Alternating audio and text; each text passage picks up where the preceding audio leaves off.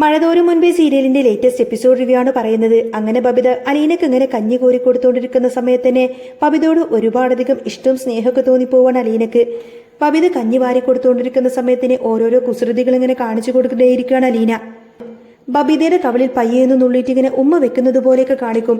അതൊക്കെ ശരിക്കും ബബിത നല്ല രീതിയിൽ തന്നെ ആസ്വദിക്കുന്നുണ്ടായിരുന്നു. പക്ഷേ പുറമേ കൃത്രിമമായൊരു ദേഷ്യമൊക്കെ അഭിനയിക്കുകയാണ് ബബിത.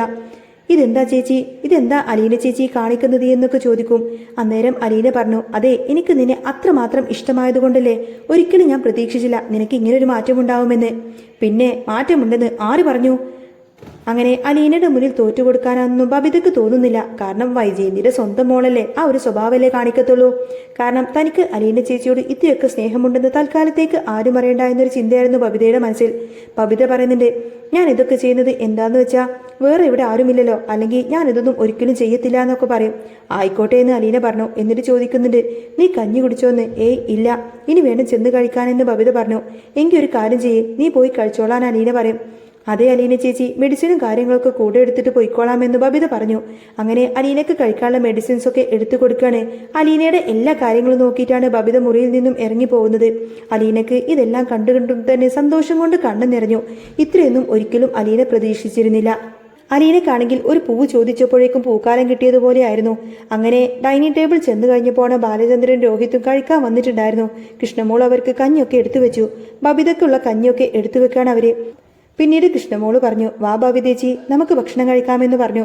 അങ്ങനെ അവരെല്ലാവരും ഭയങ്കര സന്തോഷത്തോടുങ്ങനെ ആഹാരം കഴിക്കാനിരിക്കുന്ന സമയത്ത് തന്നെ കൃഷ്ണമോള് പറയുന്നുണ്ട്, അച്ഛാ, ഒരു കാര്യമുണ്ട്, ഇവിടെ ചിലർക്കൊക്കെ ഭയങ്കര മാറ്റമുണ്ട് എന്ന് പറയും. എന്ത് മാറ്റം? ഒന്നും പറയണ്ട, ഇപ്പൊ എല്ലാ ജോലികളും ചെയ്യുന്നുണ്ട്. ഇത്രയും കാലം അടുക്കളയിൽ കയറാതായിട്ട് ഇപ്പൊ മുഴുവൻ ജോലികളും ചെയ്യുന്നുണ്ട് എന്ന് പറയും. അത് കേട്ടപ്പോ ബാലചന്ദ്രൻ പറയുന്നുണ്ട്, ആ അങ്ങനെ വേണമെന്ന്. അപ്പോഴേക്കും ബബിത പറയുന്നുണ്ട്, കാര്യമൊക്കെ കാര്യം തന്നെ, നാളെ മുതലേ നേരത്തെ തന്നെ എഴുന്നേൽക്കണം, നിനക്ക് സ്കൂളിൽ പോകണം, എനിക്ക് കോളേജിലേക്കും പോവേണ്ടതാ. അപ്പൊ പിന്നെ രാവിലെ തന്നെ നമ്മൾ ആഹാരമൊക്കെ ഉണ്ടാക്കണം, അറിയാലോ, എന്നെ ഹെൽപ്പ് ചെയ്യണമെന്നൊക്കെ പറഞ്ഞു. അത് കേട്ടപ്പോ കൃഷ്ണമോള് പറയുന്നുണ്ട്, ഇതിപ്പോ നല്ല കഥയാലോ. അന്നേരം ബാലചന്ദ്രനും പറയുന്നുണ്ട്, ഒരു കാര്യം ചെയ്യാം, വയ്യെങ്കിൽ ആരെങ്കിലും നമുക്ക് ജോലിക്ക് നിർത്താമെന്ന് പറയും. ആ സമയത്തിന് ബബിത പറയുന്നുണ്ട്, വേണ്ട വേണ്ട, അതിൻ്റെ ഒന്നും ഒരു ആവശ്യമില്ല, നമുക്ക് ചെയ്യാനുള്ള വർക്കുകളില്ലേ ഇവിടെയുള്ളൂ എന്ന് ചോദിക്കും. കൃഷ്ണമോള് പറയുന്നുണ്ട്, ആഹാ, അപ്പോ ബബിതേച്ചി ഇപ്പൊ അലീന ചേച്ചിക്ക് പഠിക്കുക എന്നാ തോന്നുന്നത് എന്ന് പറയും. അന്നേരം ബബിത ഒന്നും മിണ്ടുന്നില്ല. അന്നേരം രോഹിത് പറയുന്നുണ്ട്, അലീന ചേച്ചിയുടെ കാര്യം പകലൊക്കെ നോക്കാൻ വേണ്ടി ഞാൻ ഇവിടെ ഉണ്ടല്ലോ, ഞാൻ നോക്കിക്കോളാമെന്ന് പറയും. അതൊക്കെ എനിക്കറിയാൻ നോക്കുമെന്ന്, പക്ഷേ ബാക്കിയുള്ള കാര്യങ്ങളൊക്കെ നോക്കണ്ടേ, അതൊക്കെ ചെയ്യാനായിട്ട് നിങ്ങളോട് ഒന്ന് ഹെൽപ്പ് ചെയ്യണം, അതൊക്കെ ചെയ്യാനായിട്ട് നിങ്ങളോട് എന്നെ ഒന്ന് ഹെൽപ്പ് ചെയ്യണം, അത്രയെന്നു ബബിത പറഞ്ഞു. എനിക്ക് നീ പറഞ്ഞ അത്രയൊന്നും അറിയത്തില്ല, എൻ്റെ കൂടെ കൂടണമെന്ന് പറഞ്ഞു. അപ്പോഴേക്കും കൃഷ്ണമോള് പറയുന്നുണ്ട്, എങ്കിൽ ശരി, ഞാൻ കൂടാം, ബബിതേച്ചിയുടെ കൂടെ ഞാനും കൂടാമെന്ന് പറയുന്ന സമയത്തിന് രോഹിത്തും സമ്മതിച്ചു.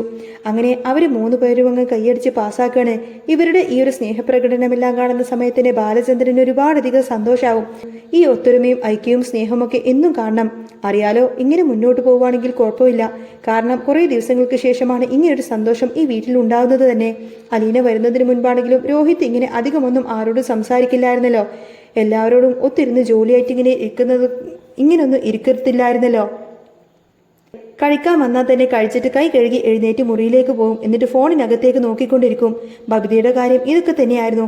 പക്ഷേ ഇപ്പൊ അങ്ങനെയൊന്നുമല്ല. അവർ 3 പേരും തമ്മിൽ ഭയങ്കര സഹകരണവും ഭയങ്കര ബോണ്ടിങ്ങും ആയിരിക്കും. നല്ല രീതിയിൽ തന്നെ സംസാരവും കളിയും ചിരിയും എല്ലാം ഉണ്ട്. ബാലചന്ദ്രനെ അതെല്ലാം കാണുന്ന സമയത്തിന് ഭയങ്കര സന്തോഷമായിരിക്കും. കാരണം ബാലചന്ദ്രൻ ഓർത്തുകൊണ്ടിരുന്ന ആ ഒരു കുടുംബം ഇങ്ങനൊരു കുടുംബമായിരിക്കുന്നു. ഒരുപാടധികം സന്തോഷങ്ങൾക്കിടയിലും ഒരാളുടെ കുടുംബം മാത്രമേ അവിടെ ഉണ്ടായിരുന്നുള്ളൂ, വൈജയന്തിയുടെ. വൈജയന്തി ഒരിക്കലും അങ്ങോട്ടേക്ക് വരില്ല എന്ന കാര്യം ബാലചന്ദ്രന് നന്നായിട്ട് അറിയാം. വൈജയന്തിയുടെ കലിപ്പിപ്പോഴും മാറിയിട്ടില്ല. പട്ടിയുടെ വാല് 12 കാലം കുഴലിട്ടാലും ഒരിക്കലും അത് നിവരില്ല എന്ന് പറഞ്ഞതുപോലെയാണ് വൈജയന്തിയുടെ സ്വഭാവം. ഒന്നിനൊന്നിന് വൈജയന്തിക്ക് ദേഷ്യം കൂടല്ലാതെ ഒരിക്കലും കുറയുന്നുണ്ടായിരുന്നില്ല. ഇതൊക്കെ കാണുന്ന സമയത്തിന് ഭയങ്കര ദേഷ്യമാണ് വൈജയന്തിക്ക്. കാരണം ബബിതയാണെങ്കിൽ ഒട്ടും ചെയ്യാത്ത പണികളൊക്കെ ചെയ്യുന്നു. അടുക്കളയിൽ കയറിയിട്ട് ജോലിയെല്ലാം തന്നെ ചെയ്യുന്നു. അലീനയുടെ കാര്യങ്ങളൊക്കെ ചെയ്തു കൊടുക്കുന്നു. അതുപോലെ തന്നെ രോഹിത്തും കൃഷ്ണമോളെല്ലാം തന്നെ കൂട്ടിനുണ്ട്. അങ്ങനെ അന്നത്തെ ആ ഒരു ഭക്ഷണം കഴിക്കെല്ലാം കഴിഞ്ഞ സമയത്തിന് പാത്രമെല്ലാം കഴുകി കൊണ്ടുപോയി അങ്ങ് കഴുകി വെക്കുകയാണ്. അടുക്കളയൊക്കെ ക്ലീൻ ആക്കിയത് കൃഷ്ണമോളും ബബിതയൊക്കെ ആയിരിക്കും. എന്നിട്ട് അവർ കിടക്കാൻ വേണ്ടിയിട്ട് പോവാണ്. രാത്രി അത്രമാത്രം സമാധാനമുണ്ടല്ലോ. പിറ്റേ ദിവസം രാവിലെ തന്നെ ബബിത അലാറം വെച്ച് എഴുന്നേറ്റു. നേരത്തെ എന്ന് പറഞ്ഞാൽ ഒരുപാടധികം താമസിച്ചായിരുന്നു എഴുന്നേൽക്കുന്നത്. ബബിതേനെ എന്തെങ്കിലും നേരത്തെ വിളിച്ചു നിർത്തിയാൽ തന്നെ വീണ്ടും വീണ്ടും മൂതിപ്പൊതിച്ച് കിടക്കത്തേ ഉള്ളൂ. എന്നാൽ ഇപ്പോഴാണെങ്കിൽ അലാറം വെച്ചിട്ട് നേരത്തെ തന്നെ എഴുന്നേറ്റു എന്ന് മാത്രമല്ല അലീനക്കുള്ള കട്ടൻ കാപ്പിയൊക്കെ എടുത്തുകൊണ്ട് വന്നു. ചുക്ക് കാപ്പി കൊണ്ടുപോയി അലീനക്ക് കൊടുത്തു. അതുപോലെ തന്നെ ബാലചന്ദ്രനും കൊടുത്തു. പിന്നീട് കൃഷ്ണമോളെ വിളിച്ചു പറഞ്ഞു, അതെ രാവിലെ മുറിയൊക്കെ അടിച്ചു വൃത്തിയാക്കണം, വരാൻ പറഞ്ഞ് അവിടെ നിന്നും എഴുന്നേൽപ്പിച്ചു. അതെ എന്നെ കൊണ്ട് ഇതൊന്നും തന്നെ മുഴുവൻ ചെയ്യാനൊന്നും പറ്റില്ല, ഒരാൾ തന്നെ ചെയ്തിട്ടുണ്ടെങ്കിൽ പെട്ടെന്ന് തീർക്കാൻ പറ്റില്ല. അതിനുശേഷമാണ് അടുക്കളയിലൊക്കെ ജോലി കിടക്കുന്നത്. അങ്ങനെ മുറ്റത്തേക്ക് ഇനി മുറ്റം തൂക്കാനായിട്ടുണ്ട് എന്നൊക്കെ പറഞ്ഞ് കൃഷ്ണമോളും കൂടി രണ്ടുപേരും കൂടി അങ്ങനെ ജോലി ചെയ്യാണ്. ഇതേ സമയത്തിന് അലീന ജനൽ കൂടി ആ ഒരു കാഴ്ചയെല്ലാം തന്നെ കാണുന്നുണ്ടായിരുന്നു. അലീനക്ക് ഭയങ്കര സന്തോഷം തോന്നി. തന്റെ അനുജത്തിമാർക്ക് ഒത്തിരിയധികം മാറ്റമുണ്ട്. കൃഷ്ണമോള് പണ്ട് ഹെൽപ്പ് ചെയ്യായിരുന്നു, പക്ഷേ ബബിത ഒരിക്കലും അങ്ങനെയൊന്നും ആയിരുന്നില്ല. കഴിച്ച പാത്രം പോലും എടുത്തുകൊണ്ട് അടുക്കളയിൽ കൊണ്ടുപോയി വെക്കത്തു പോലുമില്ല, അവിടെ ഡൈനിങ് ടേബിൾ തന്നെ വെച്ചിട്ട് പോകുന്നതെന്നായിരുന്നു പതിവ്. പക്ഷേ ഇങ്ങനെയൊന്നുമല്ല, ബബിതക്ക് നല്ല മാറ്റമുണ്ട്. അങ്ങനെ ആ ഒരു കാഴ്ച കാണുന്ന സമയത്ത് തന്നെ അലീന ഭയങ്കര സന്തോഷത്തിൽ ഇങ്ങനെ നിൽക്കുകയാണ്. ആ സമയത്താണ് ബാലചന്ദ്രൻ മുറിയിലേക്ക് വരുന്നത്. ബാലചന്ദ്രൻ വന്ന് പറഞ്ഞു, ആഹാ ഇതെന്താ രാവിലെ തന്നെ കാഴ്ച കാണി നിൽക്കുവാണോ എന്ന് ചോദിക്കും. അച്ഛൻ ഇങ്ങോട്ടേക്കൊന്ന് വന്നേ, ആ കാഴ്ച ഒന്ന് നോക്കാൻ പറയും. അത് കണ്ടപ്പോൾ ബാലചന്ദ്രൻ പറയുന്നുണ്ട്, ഇപ്പോൾ ബബിതക്കും നല്ല മാറ്റമുണ്ട്, ബബിത എല്ലാ ജോലികളും ചെയ്യുന്നുണ്ട് എന്ന് പറയും. അലീന പറയുന്നുണ്ട്, എനിക്ക് സന്തോഷമുള്ള ഒരു കാര്യമാണ് അച്ഛാ എന്ന് പറയും. ഇങ്ങനെ ഈ ഒരു കിടപ്പ് കിടന്നാൽ മതിയോ, പെട്ടെന്ന് തന്നെ എഴുന്നേൽക്കേണ്ടതെന്ന് ചോദിക്കുന്ന സമയത്തിന് അലീന പറയുന്നുണ്ട്, എനിക്കങ്ങനെ എഴുന്നേൽക്കാനൊന്നും തോന്നുന്നില്ല അച്ഛാ, അതെന്താ ഈ കിടപ്പിനൊരു സുഖമുണ്ട് എന്ന് പറയും.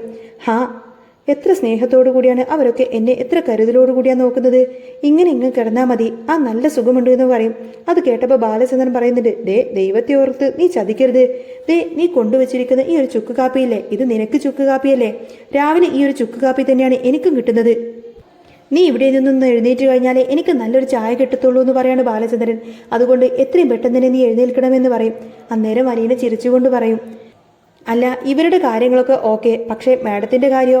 അന്നേരം ബാലചന്ദ്രൻ പറഞ്ഞു, എന്താ മാഡത്തിന് ഇപ്പോഴും ഒരു മാറ്റവുമില്ല അല്ലേ എന്ന് ചോദിക്കും. അവൾക്ക് അങ്ങനെ മാറ്റമൊന്നും ഉണ്ടാവാനൊന്നും പോകുന്നില്ല എന്ന് പറയാണ് ബാലചന്ദ്രൻ. അപ്പോഴേക്കും അലീന പറഞ്ഞു, അങ്ങനെയൊന്നും പറയരുതച്ചാ, കാരണം ബബിതക്കോ രോഹിതോനോ ഇങ്ങനൊരു മാറ്റം ഉണ്ടാവുമെന്ന് നമ്മൾ പ്രതീക്ഷിച്ചിരുന്നോ? ഇല്ലല്ലോ. അവർ മാറിയതോടുകൂടി തന്നെ ഈ കുടുംബത്തിൽ ഇപ്പോൾ സന്തോഷവും സമാധാനവും ഉണ്ട്. ബാക്കി പൂർണ്ണമാവണമെങ്കിൽ ഇനി മാഡത്തിന്റെ സ്വഭാവം കൂടെ മാറി വരണം. അച്ഛനൊരു കാര്യം ചെയ്യേ, അച്ഛനൊന്ന് ചെന്ന് സംസാരിച്ച് എല്ലാ കാര്യങ്ങൾക്കും ഒരു തീരുമാനത്തിലെത്താൻ പറയും. അവളോട് ഞാൻ സംസാരിച്ച് നിന്നിട്ടുണ്ടെങ്കിൽ അവളുടെ സ്വഭാവം അറിയാലോ, അവൾ കടിച്ചു തിന്നാനായിട്ട് വെറുതെ എന്തിനാ വെയിലിരിക്കുന്ന പാമ്പിനെ എടുത്ത് തോളിൽ വെക്കുന്നത്? അലീന പറഞ്ഞു, അതല്ല അച്ഛാ, ചിലപ്പോ ബബിതയും രോഹിത്തും എല്ലാവർക്കും ആ ഒരു സങ്കടം കാണും വൈജയന്തി മേഡത്തിന്റെ സ്വഭാവത്തിൽ. ആ സ്വഭാവം നമുക്ക് മാറ്റിയെടുക്കണ്ടേന്ന് ചോദിക്കുന്ന സമയത്ത് തന്നെ മാറാനോ, സാക്ഷാൽ ദൈവം തമ്പുരാൻ നേരിട്ടിറങ്ങി വന്നാൽ പോലും ആ സ്വഭാവത്തിന് ഒട്ടും തന്നെ മാറ്റമുണ്ടാവില്ല എന്ന് പറയാണ് ബാലേന്ദ്രൻ. നമുക്ക് നോക്കാം, എന്തെങ്കിലും മാറ്റമുണ്ടാകുമെന്ന്. ഒരു കാര്യം ചെയ്യാം, അച്ഛന് കാര്യമായിട്ടൊന്ന് സംസാരിച്ചു നോക്ക്, ചിലപ്പോൾ എന്തെങ്കിലും മാറ്റം വന്നാലോ എന്ന് പറയും. അന്നേരം ഞാൻ വീണ്ടും അവളുടെ മുന്നിൽ ചെന്ന് നാണം കെടുക്കണമെന്നാണോ നീ പറയുന്നതെന്ന് ചോദിക്കുന്ന സമയത്തിനെ താന്നു കൊടുക്കണമെന്നല്ല അച്ഛാ പറഞ്ഞത്, സംസാരിക്കണം. ഒരു പക്ഷേ ഇനിയിപ്പോൾ പഴയതുപോലെ നല്ലൊരു ജീവിതം ആഗ്രഹിക്കുന്നുണ്ടെങ്കിലോ മാഡം? നിനക്കറിയാലോ മോളെ, നിന്നെ ഈ വീട്ടിൽ നിന്നും ഇറക്കി വിട്ടാൽ മാത്രമേ അവൾക്ക് ഒരു നല്ല ജീവിതം ഉണ്ടാവുള്ളൂ എന്ന് അവൾ പറയുന്നത്. അത് ഈ ജന്മത്തിൽ നടക്കാൻ പോകുന്ന കാര്യമല്ല. അവളുടെ അഹങ്കാരം ഇത്രയും നാൾ എന്നെ പറ്റിച്ചതാ, 10-23 വർഷക്കാലം. എന്നിട്ട് അവൾ വലിയ അന്തസ്സോടും അഭിമാനത്തോടും കൂടിയാ വന്നിരിക്കുന്നത്. അച്ഛാ അതൊക്കെ പോട്ടെ അച്ഛാ, ഒന്നുമില്ലെങ്കിലും അച്ഛൻ്റെ 3 കുഞ്ഞുങ്ങളുടെ അമ്മയല്ലേ എന്ന് ചോദിക്കാൻ അലീന. അമ്മ ഞാനൊന്നും പറയുന്നില്ല എന്നൊക്കെ പറഞ്ഞുകൊണ്ടതിനെ ബാലചന്ദ്രൻ ദേഷ്യപ്പെട്ട അവിടെ നിന്നും എഴുന്നേറ്റ് പോയി.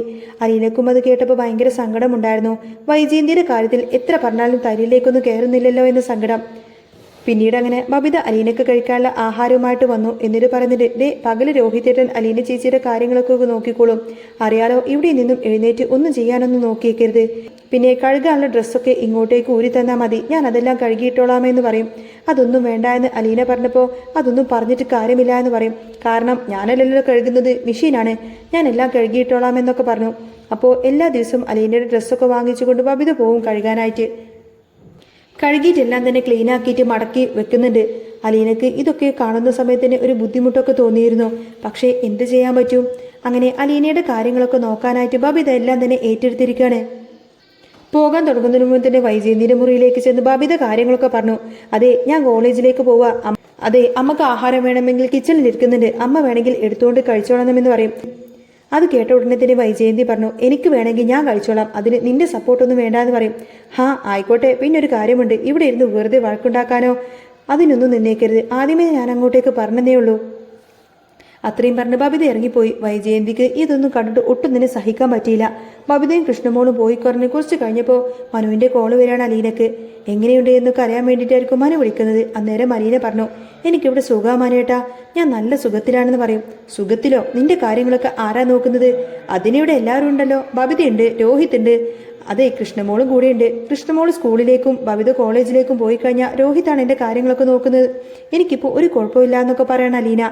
ഇതൊക്കെ കേട്ടപ്പോൾ മനു പറഞ്ഞു, ആഹാ നിനക്ക് അടിപൊളിയാണല്ലോ, ലോട്ടറി അടിച്ചല്ലോ എന്നൊക്കെ പറയും. അതെ, ചെറിയ ലോട്ടറി ഒന്നുമല്ല, ശരിക്കും ഒരു ഒന്നാം തരം ലോട്ടറി തന്നെയാണ് അടിച്ചത് എന്നൊക്കെ പറയും. ശരിക്കും ഇപ്പോഴാണ് ഞാൻ എൻ്റെ സഹോദരിമാരുടെയൊക്കെ സ്നേഹം അനുഭവിച്ചറിയുന്നത്, ഇതെല്ലാം മനസ്സിലാക്കുന്നത്. അവരെന്നെ എത്രമാത്രം സ്നേഹിക്കുന്നുണ്ട് എന്ന് ഇപ്പോഴാണ് എനിക്ക് മനസ്സിലായത്. ഒരു പക്ഷേ ഈ പനി വന്നില്ലായിരുന്നുവെങ്കിൽ എനിക്കിതൊന്നും അറിയാൻ പറ്റില്ലായിരുന്നു എന്നൊക്കെ പറയാണ് അലീന. അങ്ങനെ അലീന തൻ്റെ സന്തോഷം മനുവിനോട് ഇങ്ങനെ പങ്കുവെക്കുകയാണ്. അലീനയുടെ ഈ ഒരു സന്തോഷം കാണുന്ന സമയത്തിന് മനുവിന് അതിലേറെ സന്തോഷമായിരിക്കും. എന്നാൽ കൃഷ്ണമോളും ബബിതയും അവിടെ നിന്നും പോയതോടുകൂടി തന്നെ അലീനയുടെ കാര്യങ്ങളെല്ലാം തന്നെ ഇപ്പോൾ നോക്കുന്നത് അവർ രണ്ടുപേരാണെന്ന് മനസ്സിലാക്കിക്കൊണ്ട് ഒട്ടും സഹിക്കാൻ കഴിയാതെയായിരിക്കും വൈജയന്തി നേരെ അലീനയുടെ മുറിയിലേക്ക് വരുന്നത്. എന്നാൽ അലീനെ ഒരു പാഠം പഠിപ്പിക്കാമെന്നൊക്കെ ചിന്തിച്ചുകൊണ്ട് വൈജയന്തി അങ്ങോട്ടേക്ക് കയറി വരുന്ന സമയത്ത് തന്നെ അലീനയാണെങ്കിൽ ഫോണിൽ ഇങ്ങനെ മനുവിനോട് സല്ലപിച്ചുകൊണ്ടിരിക്കുകയാണ്. ഈ കാഴ്ച കണ്ടിട്ട് ഒട്ടും തന്നെ സഹിക്കാൻ കഴിയുന്നില്ല കേട്ടോ വൈജയന്തിക്ക്. വൈജയന്തി വന്നിട്ട് അലീനയോട് ഇങ്ങനെ ദേഷ്യപ്പെടുന്ന ആ ഒരു രംഗം കാണിച്ചുകൊണ്ടാണ് എപ്പിസോഡ് പൂർണ്ണമാവുന്നത്. അപ്പോൾ നിങ്ങൾക്ക് ഈ ഒരു ചാനൽ ഇഷ്ടമാവുകയാണെങ്കിൽ സബ്സ്ക്രൈബ് ചെയ്യാനും സപ്പോർട്ട് ചെയ്യാനും മറക്കല്ലേ. നെക്സ്റ്റ് വീഡിയോ ഉടനെ വരാം. ബൈ.